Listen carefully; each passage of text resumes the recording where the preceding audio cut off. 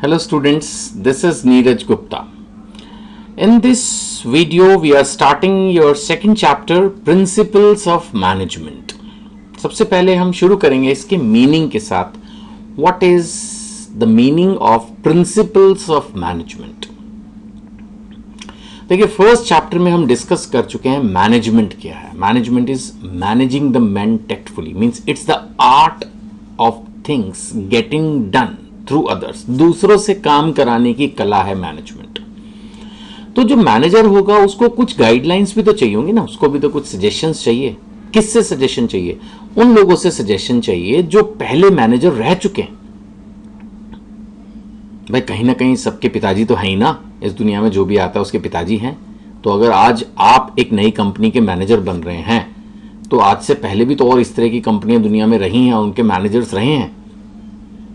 तो ऐसे बहुत सारे लोग हैं जिन्होंने अपनी लाइफ में मैनेजमेंट प्रैक्टिसेस को यानी रियल मैनेजमेंट को फील किया, ऑब्जर्व किया और उसको फिर एक तरह से डॉक्यूमेंट कर दिया कि ऐसा करने से कंफ्यूजन होती है, ऐसा करने से क्लैरिटी रहती है. जैसे बड़े बूढ़ों की सजेशंस होते हैं ना, आप ऐसे समझ लो. तो ये हो गया मैनेजमेंट प्रिंसिपल्स. बहुत सारे हैं, हेनरी फ्योल ने बना दिया, साइंटिफिक मैनेजमेंट थ्योरी दे दी टेलर ने. ऐसे हम पढ़ेंगे अभी, वो एक बात का डिस्कशन है. तो फिलहाल मैनेजमेंट प्रिंसिपल्स क्या है? मैनेजमेंट प्रिंसिपल्स ये कह सकते हो सिंपल लैंग्वेज में सजेशंस हैं हाउ टू मैनेज, गाइडलाइंस हैं कि ऐसा करना चाहिए. जरूर नहीं है, रूल नहीं है, गाइडलाइंस हैं, सजेस्टिव है कि ऐसा पास्ट में करा गया था, ऑब्जर्व किया गया, उसको इंप्लीमेंट करके. और मेजॉरिटी सिचुएशन, अब दवाई भी जो डॉक्टर देता है परफेक्ट थोड़ी होती है. डॉक्टर जो मेडिसिन प्रिस्क्राइब करता है परफेक्ट थोड़ी होती है. वो उसने सीखा होता है दूसरे डॉक्टरों से कि हाँ इस प्रॉब्लम में ये मेडिसिन दो तो असर कर जाती है, तो डॉक्टर दवाई दे देता है. 99% वो असर कर जाती है, समटाइम नहीं भी करती तो उसको दवाई बदलनी पड़ती है. सेम मैनेजमेंट है.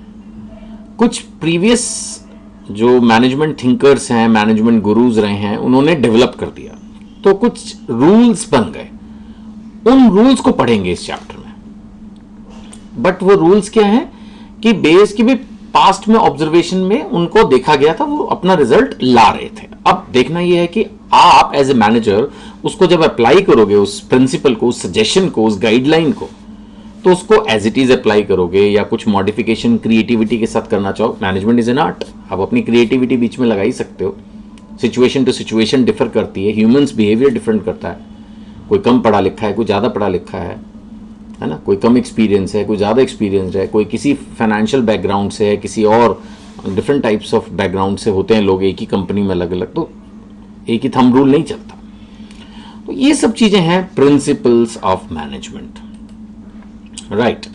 सो जो आपकी बुक में दिया गया है, अब मैं वहां से पढ़ाना शुरू कर रहा हूं. Principles of management are broad and general guidelines for decision making. Guidelines for decision making, किसी भी एक सिचुएशन को कैसे डील करना है, that guideline is principle of management.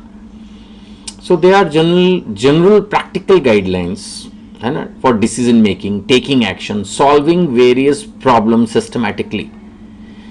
जरूर नहीं प्रॉब्लम सॉल्व हो, ये तो बात की बात है. पहले तो कोई चीज आप इंप्लीमेंट करोगे ना, फिर बाद में अगर कोई प्रॉब्लम आती है तो उसको भी कैसे सॉल्व करना है या क्या होना चाहिए किसी भी सिचुएशन में, वो एक तरह से सजेस्ट किया जाता है प्रिंसिपल्स ऑफ मैनेजमेंट के लिए. तो यहां पर भी ये लिखा है, they are not rules but only a guide to action. आप समझ पा रहे हैं दोनों में difference? They are not a rule but only guide to action. क्या मतलब? रूल का मतलब होता है स्ट्रिक्ट, ऐसे ही करना है, ऐसे नहीं करना है. प्रिंसिपल्स ऑफ मैनेजमेंट ऐसे नहीं होते कि ऐसे ही करना है. दे आर सजेस्टिव, कि आपको सजेस्ट किया जा रहा है कि आप ऐसा करो तो शायद बेटर रहेगा. हर तरह की ऑर्गेनाइजेशन पे ये एप्लीकेबल हैं और इसमें कोई वो बात नहीं है ना, यूनिवर्सल एप्लीकेबिलिटी है. अब अगर हम मैनेजमेंट प्रिंसिपल्स को प्योर साइंस प्रिंसिपल्स के साथ कंपेयर करें, अब साइंस तो आपको पता है ना एग्जैक्ट होती है, उसमें तो रिजिडिटी है, हर जगह यूनिवर्सली एप्लीकेबल है, मॉडिफाई नहीं कर सकते आप इसको. So they are rigid in nature, है ना, जबकि ये तो फ्लेक्सिबल है. ह्यूमन मतलब मैनेजमेंट प्रिंसिपल अपनी क्रिएटिविटी लगा सकता है ना. इसमें तो क्रिएटिविटी है ना, they have to be applied creatively. लेकिन इसमें क्या है, दे आर स्टैटिक एब्सोल्यूट. बस जो साइंस के प्रिंसिपल्स हैं वो एब्सोल्यूट है ना। एंड यहां पर क्या है कि जो चेंजिंग एनवायरनमेंट है, अब देखो ना टेक्नोलॉजी कितनी फास्ट चेंज होती है, तो आज हमने कोई भी रूल आपको पढ़ाया, कोई भी कंसेप्ट समझाया, उसको प्रैक्टिकली कैसा भी हमने अप्लाई किया, लेकिन कल को जब बिजनेस एनवायरनमेंट इतनी तेजी से चेंज होता है, समटाइम्स नेचुरल कैलामिटीज हैं, समटाइम टेक्नोलॉजिकल चेंजेस हैं, समटाइम इन्फ्लेशन है, बहुत तरह की प्रॉब्लम्स बिजनेस को फेस करनी पड़ती है ना। कई बार फॉरेन कंपटीशन बहुत ज़्यादा आ जाता है, लेबर प्रॉब्लम हो जाती है, कोई दुर्घटना हो जाती है, some accident is there in the factory, may be some fire or other problem, तो उसके हिसाब से वो चेंजेस आने पड़ते हैं उस समय। लेकिन इनके अंदर कोई चेंजेस की जरूरत नहीं, they are not required to keep pace with changing environment, they do not change with time. Science की जो प्रिंसिपल्स हैं वो साइंस की हैं, दे डू नॉट चेंज। जो भी साइंस ने अपनी थ्योरीज कंसेप्ट्स डेवलप कर ली after observation and experimentation in the labs, बस फिर वो फाइनल है, ठीक है ना। सो इन ब्रीफ अगर मैं आपको दोबारा से बताऊं तो मैनेजमेंट प्रिंसिपल्स को हम मॉडिफाई कर सकते हैं सिचुएशन के हिसाब से और अपनी क्रिएटिविटी के हिसाब से अप्लाई कर सकते हैं, जबकि साइंस के जो प्रिंसिपल्स होते हैं वो रिजिड हैं और उनको चेंज नहीं किया जा सकता, and they have to be applied in static manner, absolute manner, जो है जैसा है वैसे ही उसको करना है, उसमें आप कोई खेल नहीं कर सकते। ऐसा समझ लो कि जैसे अंग्रेजी दवाई होती है ना, उसमें कुछ नहीं, उसको बस चम्मच में डालो और पी जाओ, जबकि घर में जो काढ़ा बन रहा है उसमें क्या होता है कि आप थोड़ा सा अपनी क्रिएटिविटी लगा सकते हो, नहीं खांसी है आपको तो घर में जो काढ़ा बन रहा है उसमें आप अदरक डाल दो, तुलसी के पत्ते डाल दो, वैसे डालने नहीं चाहिए, मतलब कुछ भी इस तरह का, वो क्या लौंग, काली मिर्च, कुछ भी डाल दो, है ना, थोड़ा बहुत क्रिएटिविटी चलती है। तो मैनेजमेंट प्रिंसिपल्स कुछ ऐसे हैं, जबकि जब बाजार से आप लाओगे कोई कफ सिरप, उसको बस चुपचाप से डालो, पी लो, बस खत्म है। So they are applied in static absolute manner.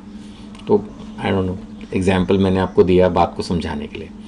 अब हम बात करते हैं मैनेजमेंट टेक्निक से इसका कंपैरिजन। देखो मैनेजमेंट प्रिंसिपल्स तो क्या है कि गाइडलाइंस है, भाई ऐसा करो ऐसा मत करो, अब जो करना है उसको कैसे करें वो मैनेजमेंट टेक्निक्स है, यानी मैनेजमेंट प्रिंसिपल्स के आगे की चीज है। एक तो बेसिक रूल हुआ, बट उस रूल को इंप्लीमेंट भी तो करना है।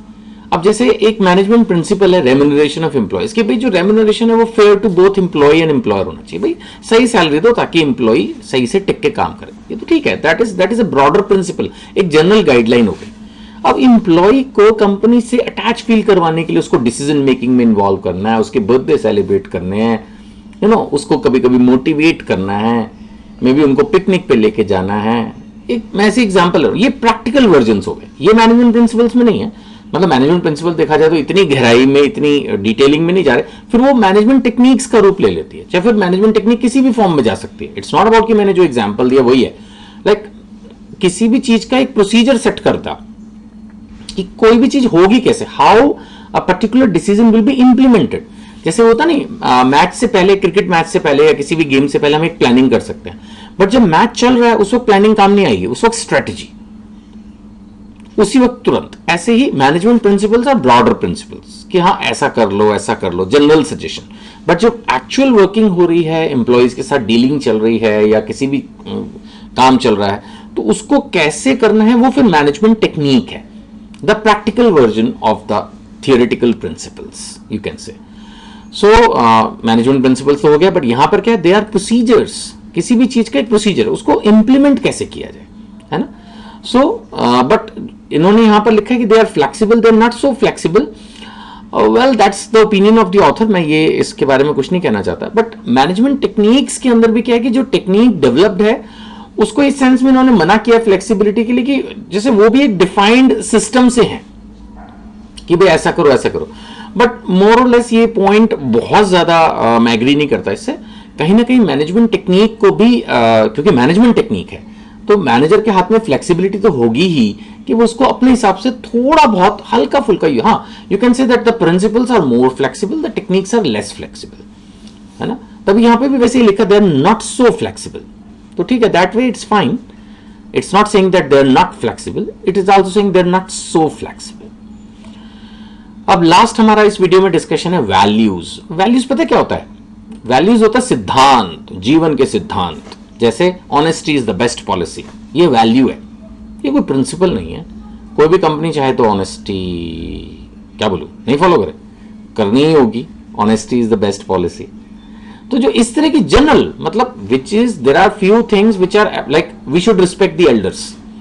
अब एक कंपनी के अंदर अगर क्लाइंट एल्डर है तो उसको थोड़ी सी एक बेटर ट्रीटमेंट मिलनी चाहिए। Now this is not a principle of management, this is values कि that you should respect the elders even if is a client customer, if it is an elder customer, yeah, you should be gentle to women, then this is a value। जैसे मैंने कहा honesty is the best policy, है ना। तो ये values हैं, ये management principal नहीं है, ये तो एक समाज में जनरल लोग फॉलो ही करते हैं, तो वो हमारी कंपनी पर भी एप्लीकेबल है। हमारी कंपनी भी तो इसी समाज में है ना, we are a part and parcel of the society, so we have to follow the values as well, right. So this is values. Values are general rules for behaviour, these are the rules for behavior of the individual, general rules होते हैं तो बस, these are values behavior के लिए, they are formed through common practice and they are ethical in nature। हाँ कि भाई follow करना चाहिए, ये ऐसा होना चाहिए। इट्स नॉट अबाउट कि मैनेजमेंट के एंगल से या इसकी प्रॉफिटेबिलिटी के एंगल से इसमें कोई प्रॉब्लम, बस ये है कि हाँ ऐसा करोगे तो अच्छा है, दुनिया इसको अच्छा मानती है, ऐसा करने से इमेज कंपनी की अच्छी होगी। It's not about the profitability, it's about like company की इमेज अच्छी होगी। So there are values to be followed, right? So I think this is all clear to you and it is easy to understand. Rest, we continue our discussion in the next video. Thank you.